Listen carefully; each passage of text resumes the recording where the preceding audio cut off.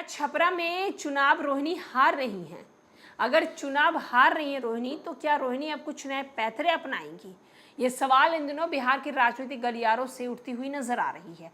नमस्कार, मैं श्वेता और आप देख रहे हैं न्यूज फॉर नेशन। रोहिणी आचार्य सारण से लोकसभा चुनाव लड़ रही हैं। एक तरफ जहां रोहिणी आचार्य पहली बार ये चुनाव लड़ रही हैं, तो वहीं दूसरी ओर सारण में जिस दिन लोकसभा का चुनाव था, उस दिन रोहिणी आचार्य पोलिंग बूथ पर पहुंच जाती हैं।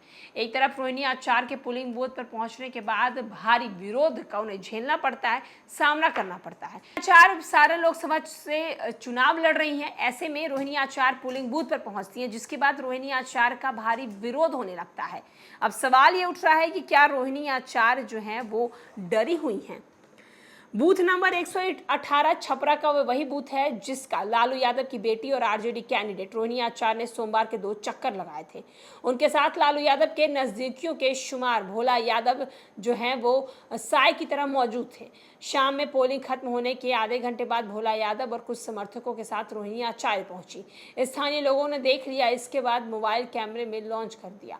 बार बार वोटिंग आई है और इसका वीडियो जो है वो अब सोशल मीडिया पर वायरल हो रहा है। इसके बाद लोकसभा चुनाव के बीच छपरा में हिंसा की खबर सामने आई। अब तक चुनाव के पहले मामला है कि जहां गोलीबारी किसी दल की तरफ से चलाई गई है। भिखारी ठाकुर चौक पर गोलीकांड के बाद एहतियात 2 दिनों से इंटरनेट सेवा बंद कर दी गई है और चप्पे चप्पे पर पुलिस की तैनाती है। सारण लोकसभा सीट के बूथ नंबर 118 पर आरजेडी उम्मीदवार रोहिणी आचार्य को देख बीजेपी कैंडिडेट राजीव प्रताप रूडी के समर्थकों में आक्रोश आ गया। बार बार कह रहे थे बूथ नहीं छपाने। तो वहीं दूसरी ओर स्थानीय लोगों ने रोहिणी आचार्य के बीच भी बहस भी हुई है। भोला यादव भी लोगों पर आंख ततेरते हुए नजर आए हैं।